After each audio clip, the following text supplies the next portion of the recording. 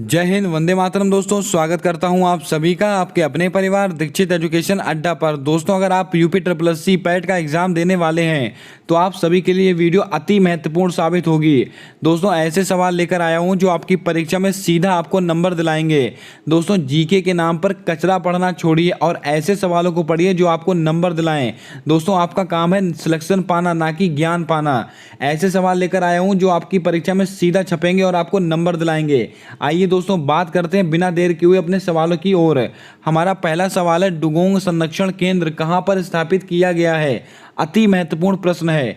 बिहार में स्थापित किया गया है, तमिलनाडु में स्थापित किया गया है, पणजी में स्थापित किया गया है या गुजरात में स्थापित किया गया है? क्या होगा आपका सही जवाब, जल्दी से बताइएगा। दोस्तों यहाँ पर बहुत ही महत्वपूर्ण सवाल आप लोगों के सामने है। डुगोंग संरक्षण केंद्र कहाँ पर स्थापित किया गया है? दोस्तों आपको पता होना चाहिए डुगोंग माने होता क्या है, तो आपको नोट करके रखना है। डुगोंग एक समुद्री गाय होती है। क्या दोस्तों? समुद्री गाय। और दोस्तों यह एक स्तनधारी होता है। यह भी अति महत्वपूर्ण सवाल है। और इसका जो संरक्षण केंद्र है वो कहाँ पर स्थापित किया गया? तमिलनाडु के अंदर किया गया है। आपका ऑप्शन नंबर बी आपका सही जवाब होगा। दोस्तों डुगोंग क्या है तो आपको याद में रखना, समुद्री गाय। क्या है दोस्तों? समुद्री गाय। और दोस्तों यह एक स्तनधारी होता है।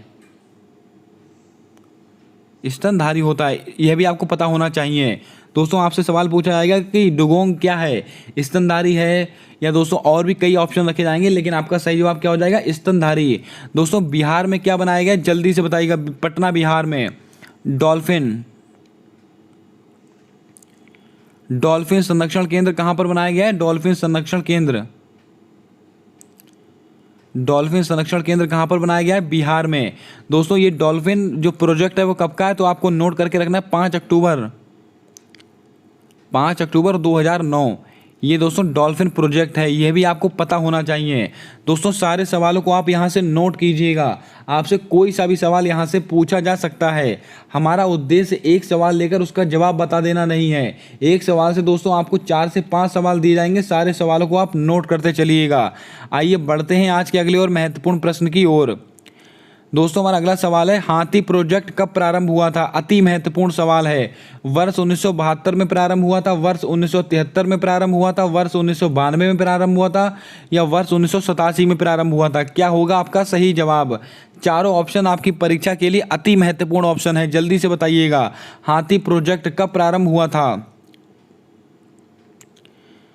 दोस्तों आपको बता दें हाथी प्रोजेक्ट कब प्रारंभ हुआ है तो आपको नोट करके रखना है, ये वर्ष 1992 में प्रारंभ हुआ है। आपका ऑप्शन नंबर सी आपका सही जवाब हो जाएगा। आइए दोस्तों और ऑप्शन को लेकर बात करते हैं। दोस्तों 1972, ये दोस्तों टाइगर प्रोजेक्ट, क्या दोस्तों? टाइगर प्रोजेक्ट कब प्रारंभ हुआ था? 1972 में। 1973 में दोस्तों UNEP इसकी स्थापना हुई थी, यानी कि दोस्तों ये पर्यावरण से संबंधित है। 5 जून को पर्यावरण मनाया जाएगा, इस सम्मेलन में बताया गया था। और दोस्तों 1987 मॉन्ट्रियल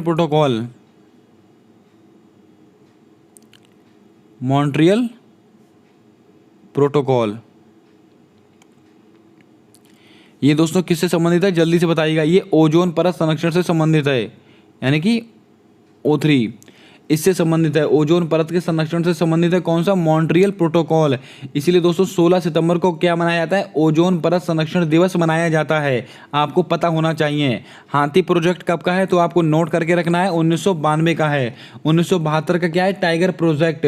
दोस्तों 1972 का। 1973 में दोस्तों क्या हुआ था? UNEP की स्थापना हुई थी, यानी कि दोस्तों विश्व पर्यावरण से संबंधित है, इसको भी आपको पता होना चाहिए।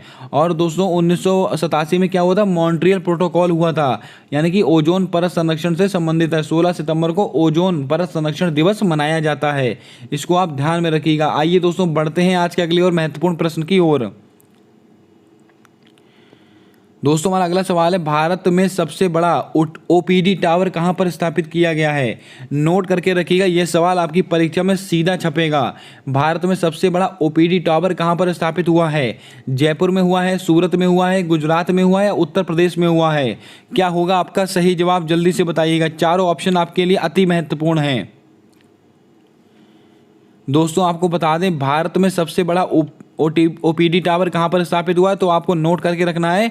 ये दोस्तों जयपुर में हुआ है। कहाँ पर दोस्तों? जयपुर में। दोस्तों आपसे पूछा जा सकता है कि ये कितने मंजिला है, तो आपको ये भी ध्यान में रखना है, ये दोस्तों 22 मंजिला है। कितना दोस्तों? 22 मंजिला है। दोस्तों इसकी ऊंचाई कितनी है, जल्दी से कमेंट कर बताइएगा, इसकी ऊंचाई कितनी है। आपसे पूछा जाएगा कि भारत में सबसे बड़ा ओपीडी टावर कहाँ पर स्थापित किया गया है? जयपुर के अंदर है। कितने मंजिल है दोस्तों? 22 मंजिल है। लेकिन दोस्तों इसकी ऊंचाई कितनी है वो आप कमेंट कर बताएंगे, जल्दी से कमेंट कर उसका जवाब बताइएगा। सूरत में दोस्तों क्या बनाया गया है? कचरे से स्टील रोड। कचरे से स्टील रोड बनाई गई है। कहाँ पर दोस्तों? सूरत के अंदर। और जो दोस्तों 6 लाइन की है। कितनी? 6 लाइन की है। यह भी आपको पता होना चाहिए। दोस्तों उत्तर प्रदेश के लखनऊ में एक तो दोस्तों क्या बनाया गया है? ब्रह्मोस विनिर्माण केंद्र और पैरा बैडमिंटन अकादमी कहाँ पर स्थापित हुई है? उत्तर प्रदेश के लखनऊ में। यह भी आपको पता होना चाहिए, आपके लिए अति महत्वपूर्ण सवाल है। आपसे मैंने सवाल पूछा है कि जो ओपीडी टावर है उसकी ऊंचाई कितनी है, उसका जवाब आप कमेंट कर बताएंगे। आइए दोस्तों बढ़ते हैं आज के अगले और महत्वपूर्ण प्रश्न की ओर। दोस्तों हमारा अगला सवाल है, खेलो इंडिया यूथ गेम 2022 का आयोजन कहां पर हुआ था? अति महत्वपूर्ण सवाल है। बेंगलुरु में हुआ है, हरियाणा में हुआ है, हिमाचल प्रदेश में हुआ है, गुलमर्ग में हुआ है। क्या होगा आपका सही जवाब, जल्दी से बताइएगा। दोस्तों खेलो इंडिया यूथ गेम 2022 का आयोजन कहां पर हुआ है, तो आपको नोट करके रखना है, ये हरियाणा में हुआ है। हरियाणा में भी कहां पर हुआ? पंचकुला हरियाणा में हुआ है खेलो इंडिया यूथ गेम का आयोजन। और दोस्तों इसका शुभंकर क्या है? धाकड़ इसका शुभंकर है। यह भी आपको नोट करके रखना है। दोस्तों बेंगलुरु में क्या हुआ है? खेलो इंडिया यूथ गेम, सॉरी दोस्तों खेलो इंडिया यूनिवर्सिटी गेम्स।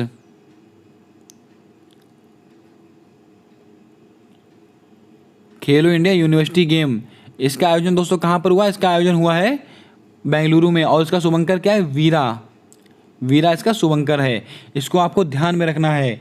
खेलो इंडिया यूथ गेम का दोस्तों आयोजन कहाँ पर हुआ है? पंचकुला हरियाणा में हुआ है। और इसका शुभंकर क्या है? धाकड़ है। और खेलो इंडिया यूनिवर्सिटी गेम का आयोजन दोस्तों कहाँ पर हुआ है? ये बेंगलुरु में हुआ है। इसका शुभंकर क्या है? वीरा। दोस्तों आपको बता दें जो यूनिवर्सिटी गेम किसने जीते हैं? जैन यूनिवर्सिटी ने जीते हैं। आपको यह भी पता होना चाहिए। दोस्तों हिमाचल प्रदेश में क्या हुआ, जल्दी से बताइएगा। हिमाचल प्रदेश में दोस्तों अभी हाल ही में एक नया प्रोजेक्ट शुरू हुआ है, उसका क्या नाम है, जल्दी से आप बताइएगा। गुलमर्ग में दोस्तों, गुलमर्ग में क्या हुआ? इग्लू कैफे, भारत का सबसे बड़ा इग्लू कैफे। ये इसका आयोजन दोस्तों कहाँ पर हुआ है? गुलमर्ग में हुआ है। गुलमर्ग जम्मू कश्मीर में स्थित है। आपको यह भी पता होना चाहिए। जल्दी से दोस्तों बताइएगा हिमाचल प्रदेश में कौन सा अभी हाल ही में खेल हुए हैं। दोस्तों कोई सी हॉकी चैंपियनशिप हुई है और उसका नाम क्या है, जल्दी से बताइएगा। आइए दोस्तों बढ़ते हैं आज के अगले और महत्वपूर्ण प्रश्न की ओर। दोस्तों हमारा अगला सवाल है, झूलन गोस्वामी का संबंध किस खेल से है? अति महत्वपूर्ण सवाल है दोस्तों। यहाँ से इस स्लाइड में से आपकी परीक्षा में सीधा सवाल छपेगा। झूलन गोस्वामी का संबंध किस खेल से है? क्रिकेट से है, वेट लिफ्टिंग से है, मुक्केबाजी से है, पैरा पावर लिफ्टिंग से है। क्या होगा आपका सही जवाब, जल्दी से बताइएगा। दोस्तों आपको बता दें झूलन गोस्वामी अति महत्वपूर्ण नाम है। और दोस्तों ये किससे संबंधित है? क्रिकेट से संबंधित हैं। दोस्तों इन्होंने 5 वर्ल्ड कप खेले हैं, 5 वर्ल्ड कप खेले हैं इन्होंने। और दोस्तों ये कौन है? ये दोस्तों बॉलर हैं,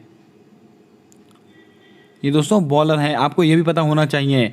और इन्होंने 5 वर्ल्ड कप खेले हैं। दोस्तों एक नाम आप और भी याद रखिएगा, मिताली राज। ये किससे संबंधित है? ये भी क्रिकेट से संबंधित है। और दोस्तों इन्होंने 6 वर्ल्ड कप खेले हैं। और दोस्तों इन्होंने क्रिकेट से संन्यास लेने की घोषणा की है। तो ये दोनों नाम झूलन गोस्वामी और मिताली राज आपकी परीक्षा के लिए अति महत्वपूर्ण नाम है। वेट लिफ्टिंग, दोस्तों जब भी वेट लिफ्टिंग की बात आएगी तो आपको एक नाम याद रखना है, मीराबाई चानू। आपको मैं 20 बार ये सवाल बता चुका हूँ। मीराबाई चानू ये दोस्तों किस खेल से संबंधित है? ये दोस्तों वेट लिफ्टिंग से संबंधित हैं। इन्होंने टोक्यो ओलंपिक के अंदर, जो कि दोस्तों टोक्यो जापान में हुए थे, और दोस्तों इन्होंने उसके अंदर सिल्वर मेडल जीता था। किस खेल के अंदर? वेट लिफ्टिंग के अंदर। और दोस्तों अभी हाल ही में कॉमनवेल्थ गेम जो कि बर्मिंघम में संपन्न हुए हैं, उसके अंदर इन्होंने गोल्ड मेडल जीता है। कौन सी कैटेगरी में? 49 किलोग्राम की कैटेगरी में इन्होंने गोल्ड मेडल जीता है। आपको यह भी पता होना चाहिए। और दोस्तों मीराबाई चानू का संबंध किससे? वेट लिफ्टिंग से है। मुक्केबाजी, निखत जरीन। दोस्तों ये किससे संबंधित है? ये मुक्केबाजी से संबंधित हैं। इन्होंने विश्व बॉक्सिंग चैंपियनशिप में गोल्ड मेडल जीता है। आप इसको नोट करके रखिएगा, विश्व बॉक्सिंग चैंपियनशिप, इसमें इन्होंने कौन सा मेडल जीता है? इन्होंने गोल्ड मेडल जीता है। और दोस्तों ये विश्व बॉक्सिंग चैंपियनशिप कहाँ पर आयोजित हुई थी? ये इस्तांबुल तुर्की में आयोजित हुई थी। इसको आप नोट करके रखिएगा। और इसके अलावा इन्होंने कॉमनवेल्थ गेम बर्मिंघम में इन्होंने गोल्ड मेडल जीता है बॉक्सिंग के अंदर। आपको पता होना चाहिए ये सारे सवाल। पैरा पावर लिफ्टिंग, ये दोस्तों इन्होंने किस खेल से संबंधित है? ये आपको पता होना चाहिए। सुधीर,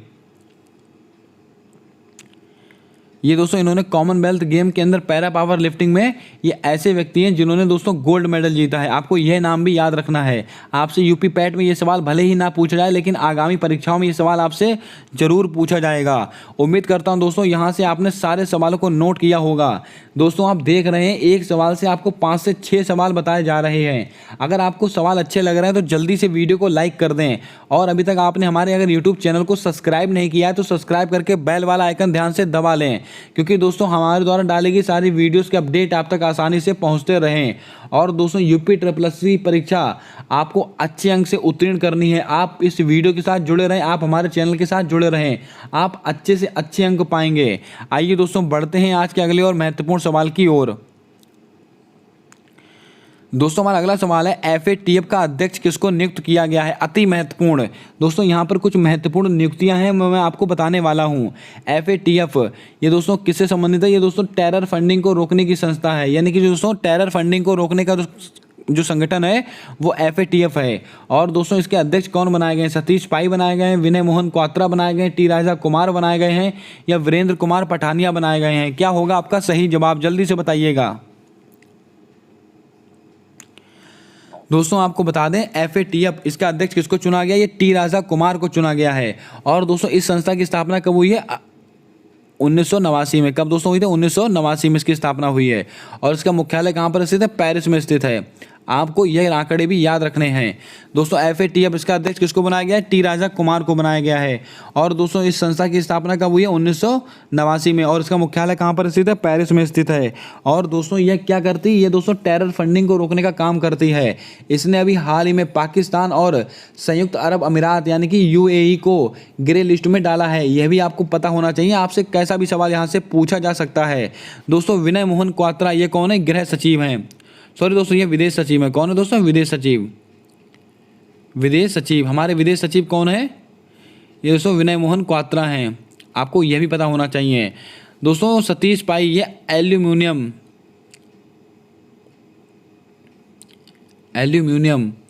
ये दोस्तों एल्यूमिनियम अथॉरिटी ऑफ इंडिया से संबंधित हैं। ये दोस्तों इसके हेड कौन बनाए गए? सतीश पाई जी। वीरेंद्र कुमार पठानिया दोस्तों कोस्ट गार्ड तटरक्षक बल दोस्तों जो इसके हेड कौन है? वीरेंद्र कुमार पठानिया है। आपको यह भी पता होना चाहिए। उम्मीद करता हूं दोस्तों आपने सारे सवालों को हूबहू नोट कर लिया होगा। FATF के अध्यक्ष कौन है? टी राजा कुमार। दोस्तों विदेश सचिव कौन है? Vinay Mohan Kwatra. Aluminium authority of India के दोस्तों हेड कौन है? सतीश पाई जी। वीरेंद्र कुमार पठानिया कौन है? तटरक्षक बल के दोस्तों निदेशक बनाए गए। इसके हेड पर कौन बनाए गए हैं? वीरेंद्र कुमार पठानिया। दोस्तों आप लोगों के लिए एक सवाल, दोस्तों हमारे जो गृह सचिव है उनका क्या नाम है? जल्दी से कमेंट कर बताइएगा। अति महत्वपूर्ण सवाल है। आइए बढ़ते हैं आज के अगले और महत्वपूर्ण प्रश्न की ओर। दोस्तों परीक्षा में छपने वाला सवाल है, राष्ट्रीय गीत को कब अपनाया गया था? अति महत्वपूर्ण सवाल। ये दोस्तों कुछ ऐसे सवाल है जो आपकी हर परीक्षा में लगभग पूछे जाते हैं। राष्ट्रीय गीत को कब बनाया गया है? राष्ट्रीय ध्वज को कब अपनाया गया है? सारे सवाल आज आपके इस सवाल के अंदर क्लियर होने वाले हैं। राष्ट्रीय गीत को कब अपनाया गया है? 24 जनवरी 1950 को, 22 जुलाई 1947 को, 18 जुलाई 1947 को, या 15 अगस्त 2019 को? क्या होगा आपका सही जवाब? जल्दी से बताइएगा। चारों तिथि आपकी परीक्षा के लिए अति महत्वपूर्ण है। दोस्तों आपको बता दें राष्ट्रीय गीत को कब अपनाया गया? 24 जनवरी 1950 है। अगर आपसे दोस्तों राष्ट्रीय गीत पूछा जाता है कि यार राष्ट्रीय गान ये दोस्तों दोनों को कब अपनाया गया है? 24 जनवरी 1950 को अपनाया गया है। दोस्तों 22 जुलाई 1947 ये दोस्तों राष्ट्रीय ध्वज। अगर आपसे पूछा जाता है कि राष्ट्रीय ध्वज को कब अपनाया गया है तो आपको जवाब देना है 22 जुलाई 1947। राष्ट्रीय ध्वज को कब बनाया गया? 22 जुलाई 1947 को। 18 जुलाई 1947 तो आपको याद में रखना है स्वतंत्रता एक्ट। स्वतंत्रता अधिनियम कब आया था दोस्तों? स्वतंत्रता अधिनियम आया था 18 जुलाई 1947 में। आपको यह भी पता होना चाहिए। इसके अलावा दोस्तों 15 अगस्त 2019 जल जीवन मिशन, जल जीवन मिशन, इसकी शुरुआत दोस्तों कब हुई थी? 15 अगस्त 2019 को। उम्मीद करता हूं दोस्तों चारों चीज़ें आपने नोट कर ली होंगी। राष्ट्रीय गीत को कब बनाया गया है? 24 जनवरी 1950। और दोस्तों इसी तारीख को राष्ट्रीय गान को अपनाया गया था। और 22 जुलाई 1947 को क्या हुआ? राष्ट्रीय ध्वज को अपनाया गया है। 18 जुलाई 1947 को दोस्तों क्या हुआ? स्वतंत्रता अधिनियम आया था। और 15 अगस्त 2019 को क्या हुआ? जल जीवन मिशन की शुरुआत की गई थी। किसने की थी? प्रधानमंत्री नरेंद्र मोदी जी ने की थी और दिल्ली के लाल किले से की थी। आपको यह भी पता होना चाहिए। दोस्तों आपके लिए एक बहुत ही लल्लन टॉप प्रश्न, जल्दी से बताइएगा। जो ध्वज संहिता है वो किस वर्ष से संबंधित है? जल्दी से बताइएगा। मैंने इस सवाल को आपको अपनी पिछले वीडियो में बता रखा है। तो दोस्तों आपकी जिम्मेदारी बनती है आप सारी वीडियो को देखें, क्योंकि दोस्तों आपकी परीक्षा बहुत ही निकट है और सारी वीडियो आपके लिए अति महत्वपूर्ण है। जल्दी से बताइएगा कमेंट करके जो ध्वज संहिता है वो किस वर्ष से संबंधित है। आइए बढ़ते हैं आज के अगले और महत्वपूर्ण प्रश्न की ओर। दोस्तों हमारा अगला सवाल है, भ्रष्टाचार सूचकांक में भारत का कौन सा स्थान है? दोस्तों सूचकांक से भी आपकी परीक्षा में 1 से 2 सवाल पूछने की पूरी उम्मीद है, तो दोस्तों तैयार रहिएगा इस सवाल के लिए। भ्रष्टाचार सूचकांक में भारत का कौन सा स्थान है? जल्दी से बताइएगा। 101वां स्थान है, 85वां स्थान है, 36वां स्थान है या 35वां स्थान है? चारों स्थान आपकी परीक्षा के लिए अति महत्वपूर्ण है। मैं आपको चारों बताने वाला हूँ। दोस्तों आपको बता दें भ्रष्टाचार सूचकांक में भारत का कौन सा स्थान है, तो आपको नोट करके रखना है 85वां स्थान है। कौन सा? 85वां स्थान है। और दोस्तों 101वां स्थान किसके अंदर है? भुखमरी, भुखमरी, भुखमरी सूचकांक में भारत का कौन सा स्थान है? 101वां स्थान है। और दोस्तों ये खुशहाली सूचकांक, खुशहाली सूचकांक में 36वां स्थान है। और दोस्तों शांति सूचकांक, शांति सूचकांक में 35वां स्थान है। आपको नोट करके रखना है सारे सवालों को। उम्मीद करता हूं दोस्तों आपने सारे सवालों को नोट कर लिया होगा। दोस्तों अब आपको बताना है कि भारत का आर्थिक स्थिति में, चलिए छोड़िए दोस्तों इसको बताइए आप, भारत का पर्यावरण प्रदर्शन सूचकांक में कौन सा स्थान है? जल्दी से बताइएगा कमेंट कर। दोस्तों भारत का पर्यावरण प्रदर्शन सूचकांक में कौन सा स्थान है? जल्दी से बताइएगा। दोस्तों आपको बता दें भारत का जो पर्यावरण प्रदर्शन सूचकांक में उसके अंदर भारत का 180वां स्थान है। यानी कि दोस्तों 180 देशों में भारत का स्थान कौन सा? 180वां है। इसको आप नोट करके रखिएगा, आपकी परीक्षा में यहाँ से सवाल पूछे जाने की प्रबल संभावना है। भ्रष्टाचार सूचकांक में कौन सा स्थान है? 85वां। भुखमरी में कौन सा है? 101वां। और खुशहाली में कौन सा है? 36वां। और दोस्तों शांति में कौन सा है? 35वां। आइए बढ़ते हैं आज के अगले और महत्वपूर्ण प्रश्न की ओर। दोस्तों हमारा अगला सवाल है, सबसे पुरानी शास्त्रीय भाषा कौन सी है? तमिल है, तेलुगु है, कन्नड़ है, उड़िया है? दोस्तों ये शास्त्रीय भाषाओं के सवाल ग्रुप डी की परीक्षा में भर भर के आए हैं, तो दोस्तों आपकी परीक्षा में भी आने की प्रबल संभावना है। जल्दी से बताइएगा सबसे पुरानी शास्त्रीय भाषा कौन सी है? सबसे पहले दोस्तों आपको पता होना चाहिए कि हमारे भारत में कुल कितनी शास्त्रीय भाषाएं हैं, तो आपको नोट करके रखना है। हमारे भारत देश के अंदर कुल 6 शास्त्रीय भाषाएं हैं। दोस्तों कौन कौन सी भाषाएं हैं अभी मैं आपको बताने वाला हूँ। आप पहले सवाल का जवाब दीजिएगा, सबसे पुरानी शास्त्रीय भाषा कौन सी है? तमिल है, तेलुगु है, कन्नड़ है, उड़िया है? क्या होगा आपका सही जवाब? जल्दी से बताइएगा। दोस्तों आपको बता दें सबसे पुरानी शास्त्रीय भाषा कौन सी है? तमिल। इसको आप नोट करके रखिएगा, तमिल सबसे पुरानी शास्त्रीय भाषा है। ये किस वर्ष की है? वर्ष 2004 की है। इसको आप ध्यान में रखिएगा। दोस्तों सबसे नवीनतम कौन सी भाषा है? सबसे नवीनतम आपसे पूछ लिया तो उड़िया बताएंगे। सबसे नवीनतम भाषा कौन सी है? उड़िया। यह भी आपको पता होना चाहिए। आइए दोस्तों कौन कौन सी भाषाएं हैं? तमिल हो गया, तेलुगु हो गया, कन्नड़ हो गया, उड़िया हो गया, मलयालम।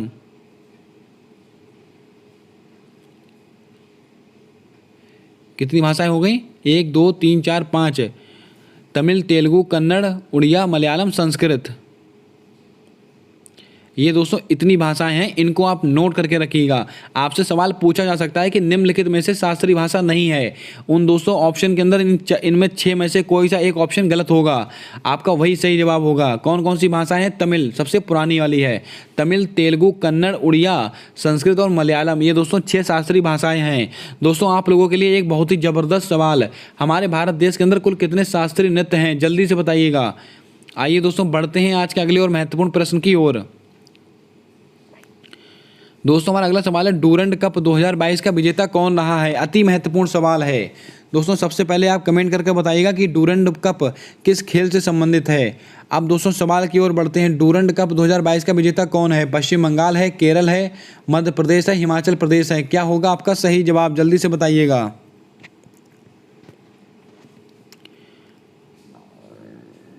दोस्तों आपको बता दें डूरंड कप 2022 का विजेता कौन है, तो आपको नोट करके रखना है केरल। और दोस्तों किसको हराकर बना है? पश्चिम बंगाल को हराकर बना है। यानी कि दोस्तों जो उपविजेता है, उपविजेता कौन है? पश्चिम बंगाल, और विजेता कौन है? केरल। मैंने आपसे सवाल पूछा है दोस्तों कि डूरंड कप किस खेल से संबंधित है, जल्दी से बताइएगा इसका जवाब। दोस्तों मध्य प्रदेश, दोस्तों इन्होंने रणजी ट्रॉफी जीती है। रणजी ट्रॉफी किसने जीती? मध्य प्रदेश ने जीती है। ये सवाल अति महत्वपूर्ण है क्योंकि दोस्तों मध्य प्रदेश ने पहली बार जीता है, इसलिए दोस्तों आपसे ये सवाल पूछा जा सकता है। इसको भी आप ध्यान में रखिएगा। आइए दोस्तों बढ़ते हैं आज के अगले महत्वपूर्ण प्रश्न की ओर। दोस्तों हमारा अगला सवाल है, सुप्रीम कोर्ट की महिला जज में शामिल नहीं है। आ गया दोस्तों परीक्षा में छपने वाला सवाल है। जस्टिस बेला त्रिवेदी, जस्टिस नगरत्ना, जस्टिस हिमा कोहली, जस्टिस अन्ना चांडी। क्या होगा आपका सही जवाब? जल्दी से बताइएगा। सुप्रीम कोर्ट की दोस्तों 4 महिलाएं जज इनको नियुक्त किया गया है। उन 4 महिलाओं में से कौन सी एक ऐसी महिला है जो इसमें शामिल नहीं है? जल्दी से बताइएगा। जस्टिस बेला त्रिवेदी, जस्टिस नगरत्ना, जस्टिस हिमा कोहली, जस्टिस अन्ना चांडी। क्या होगा आपका सही जवाब? जल्दी से बताइएगा। दोस्तों आपको बता दें सुप्रीम कोर्ट के अंदर जो दोस्तों महिला जज हैं उनमें कौन कौन से शामिल हैं? जस्टिस बेला त्रिवेदी शामिल हैं, जस्टिस नगरत्ना शामिल हैं, जस्टिस हिमा कोहली शामिल हैं, लेकिन दोस्तों अन्ना चांडी ये शामिल नहीं हैं। आपको नोट करके रखना है। इसके अलावा दोस्तों कौन शामिल है? इंदिरा बनर्जी।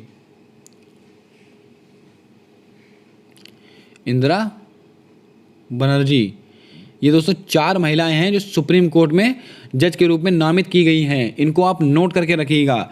कौन कौन सी? जस्टिस बेला त्रिवेदी, जस्टिस नगरत्ना, जस्टिस हिमा कोहली और जस्टिस इंदिरा बनर्जी। इन चारों नामों को आप नोट करके रखिएगा। आपसे यहाँ से कोई सा भी प्रश्न पूछा जा सकता है।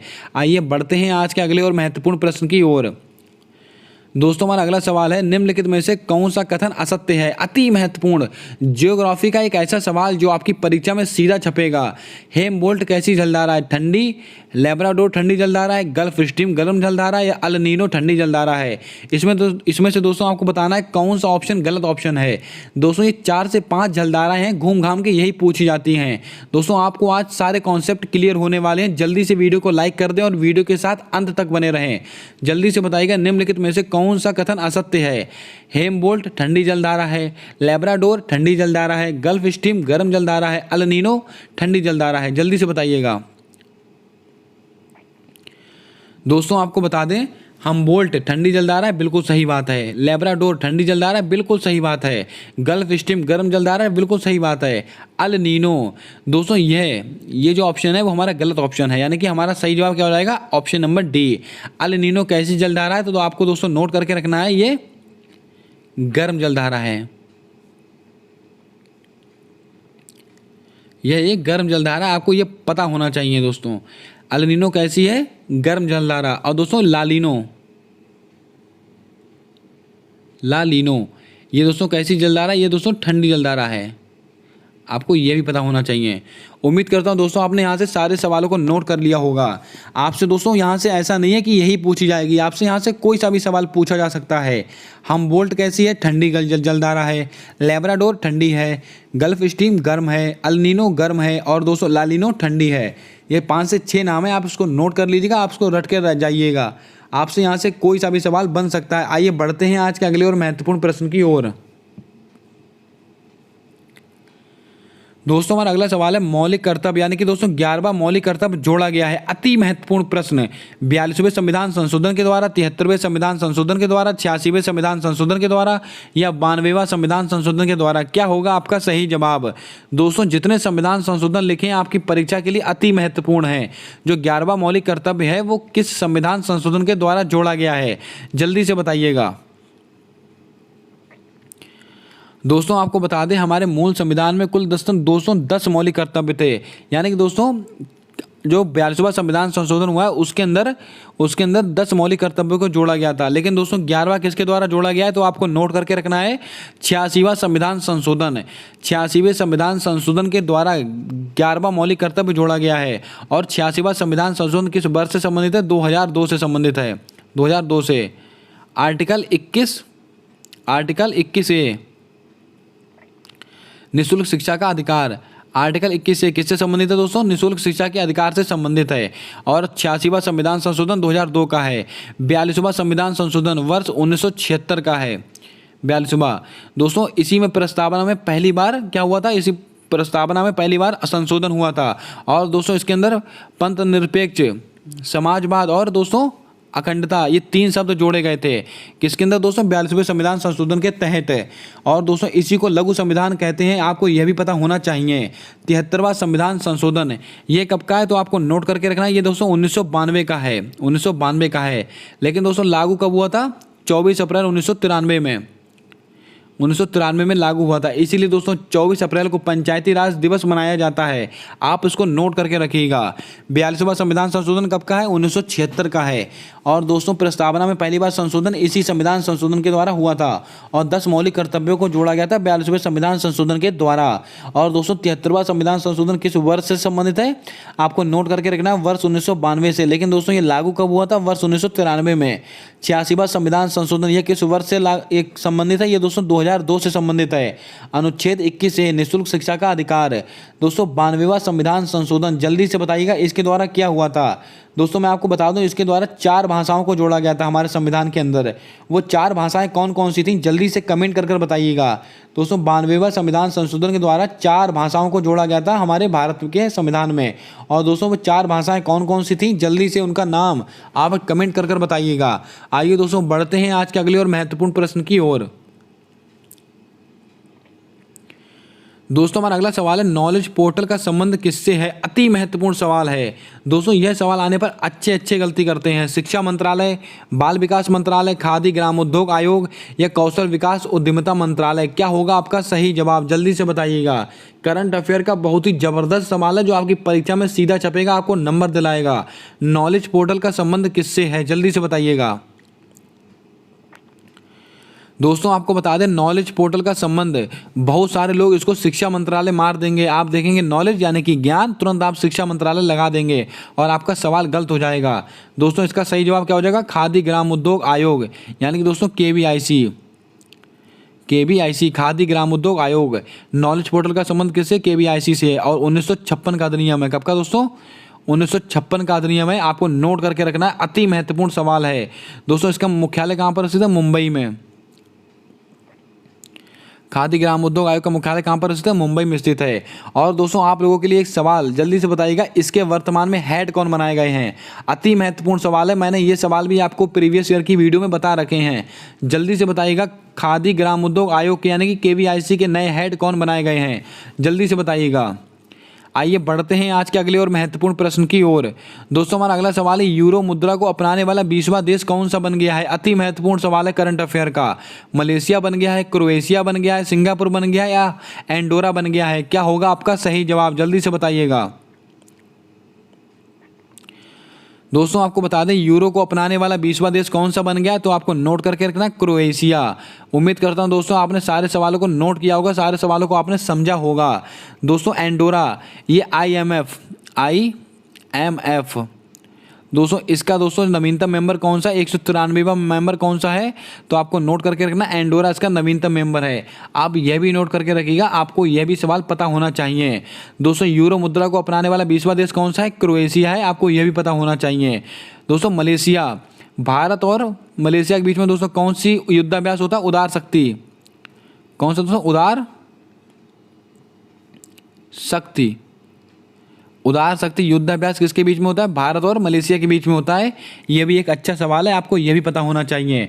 उम्मीद करता हूं दोस्तों आपने सारे सवालों को नोट किया होगा। आइए बढ़ते हैं आज के अगले और महत्वपूर्ण प्रश्न की ओर। दोस्तों हमारा अगला सवाल है SCO संघाई सहयोग संगठन, इसकी दोस्तों जो पर्यटन और सांस्कृतिक राजधानी है किसको बनाया गया है? लखनऊ को बनाया गया, वाराणसी को बनाया गया, रामपुर को बनाया गया, चित्रकूट को बनाया गया है। क्या होगा आपका सही जवाब? जल्दी से बताइएगा, बहुत ही महत्वपूर्ण सवाल है और आपकी परीक्षा में आने की प्रबल संभावना है, जल्दी से बताइएगा। दोस्तों आपको बता दें SCO संघाई सहयोग संगठन, इसका मुख्यालय कहाँ पर स्थित है? बीजिंग चाइना में स्थित है। और इसकी जो पर्यटन और सांस्कृतिक राजधानी किसको बनाया गया? वाराणसी को बनाया गया है, या वाराणसी यानी कि बाबा विश्वनाथ की नगरी यानी कि काशी को बनाया गया है। इसको आप नोट करके रखिएगा। लखनऊ अति महत्वपूर्ण नाम है। पैरा बैडमिंटन अकादमी,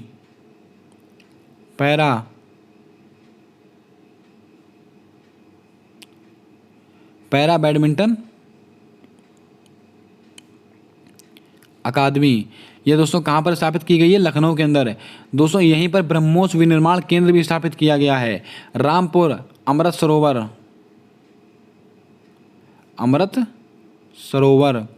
इसका दोस्तों शुभारंभ कहाँ किया गया? रामपुर में किया गया है। इसको आप नोट करके रखिएगा। और दोस्तों SCO की बैठक कहाँ हो रही है? ये भी अपने आप में एक बहुत ही महत्वपूर्ण सवाल है। SCO की जो बैठक है वो दोस्तों उज्बेकिस्तान में हो रही है। कहाँ पर दोस्तों? उज्बेकिस्तान में हो रही है। और कहाँ पर? समरकंद में हो रही है। आप इसको भी थोड़ा नोट करके रखिए, आपसे यह भी सवाल पूछा जा सकता है। उम्मीद करता हूँ दोस्तों आपने सारे सवालों को हूबहू नोट किया होगा। आइए बढ़ते हैं आज के अगले और महत्वपूर्ण प्रश्न की ओर।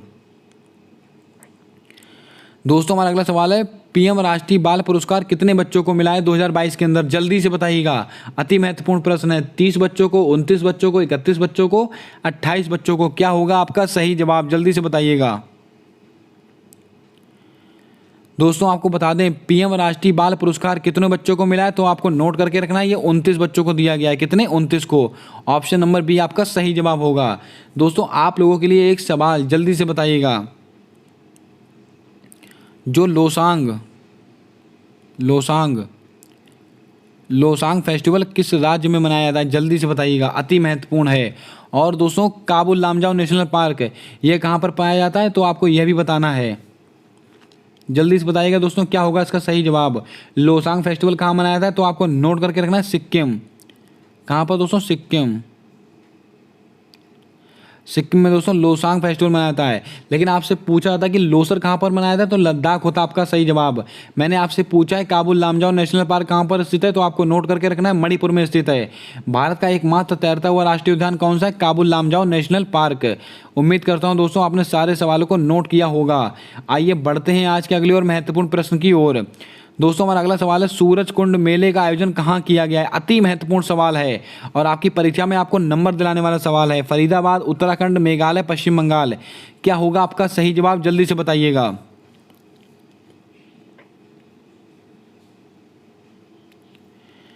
दोस्तों आपको बता दें सूरज कुंड मेला ये कहाँ पर लगा? ये फरीदाबाद में लगा है। फरीदाबाद कहाँ पर है? हरियाणा। और दोस्तों इसकी जो होस्ट कंट्री कौन सी है, तो आपको नोट करके रखना है जम्मू कश्मीर इसका होस्ट कंट्री है। और दोस्तों इसका जो गेस्ट कंट्री कौन सी है, गेस्ट मेहमान, दोस्तों उज्बेकिस्तान। आपको यह भी पता होना चाहिए, उज्बेकिस्तान इसकी दोस्तों गेस्ट कंट्री है। और दोस्तों होस्ट कंट्री कौन है? जम्मू कश्मीर। और दोस्तों कहाँ पर हुआ सूरज कुंड मेला? हरियाणा फरीदाबाद में हुआ है। उत्तराखंड, इसमें दोस्तों कितनी विधानसभा की सीटें हैं, तो आपको नोट करके रखना है 70 विधानसभा की सीटें हैं। और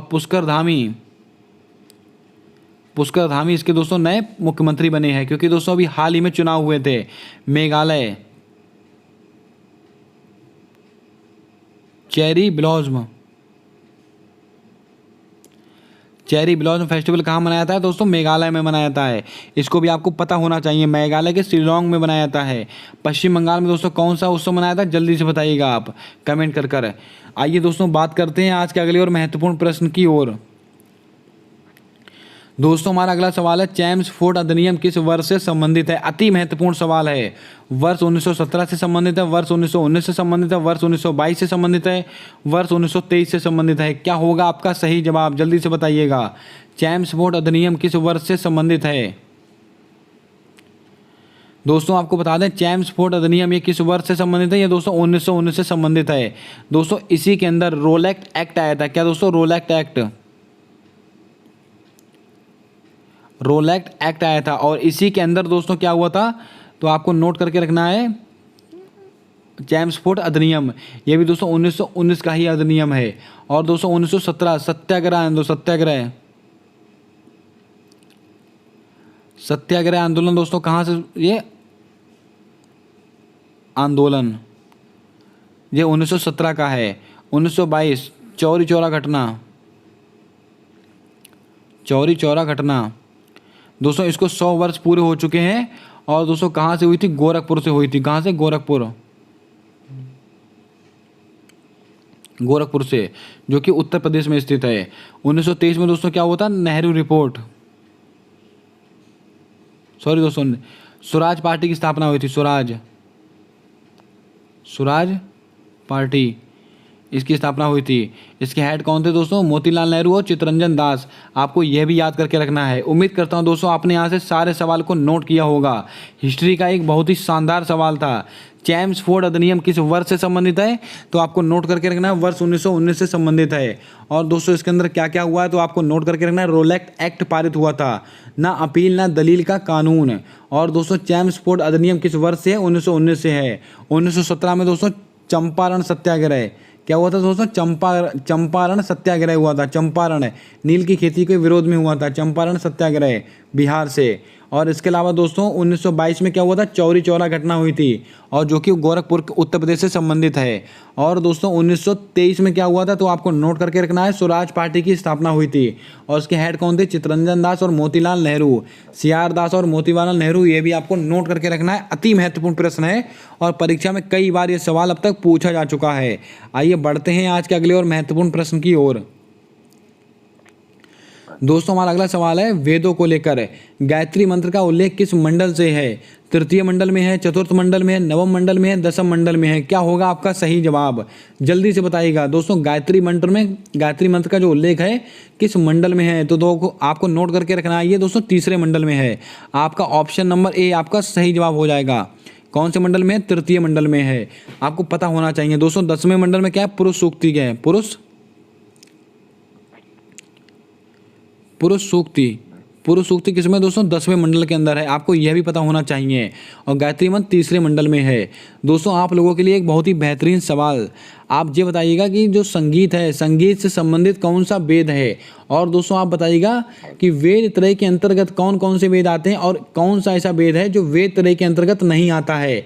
ये दोस्तों आपका होमवर्क का सवाल है, जल्दी से बताइएगा। इसका कमेंट कर आप इसका जवाब देंगे। उम्मीद करता हूं दोस्तों आज के सारे सवाल आपको पसंद आए होंगे, आज की वीडियो आपको अच्छी लगी होगी। अगर आप दोस्तों यूपी पैट का एग्जाम देने वाले हैं तो आप इस वीडियो को छोड़िएगा मत, सारे सवालों को नोट करते चलिएगा। और आप एग्जाम में जब बैठेंगे तो आप इस वीडियो को याद करेंगे कि हाँ मैंने कुछ सीखा था, मैंने कुछ पढ़ा था। आप कोई सा भी एग्जाम देने वाले हैं, अगर वहाँ पर जीके और करंट के क्वेश्चन आते हैं तो आप उम्मीद करके बैठिएगा। और दोस्तों पूरा यकीन रखिएगा यहाँ से सवाल बाहर नहीं जाएगा। आपने अगर वीडियो को लाइक नहीं किया तो वीडियो को लाइक कर दें। अगर अभी तक आपने चैनल को सब्सक्राइब नहीं किया है तो सब्सक्राइब करके बेल वाला आइकन ध्यान से दबा दें, क्योंकि आने वाली सारी वीडियोस के अपडेट आप तक आसानी से पहुंचते रहें। मिलते हैं आने वाली अगली वीडियो में, तब तक के लिए जय हिंद, जय भारत दोस्तों।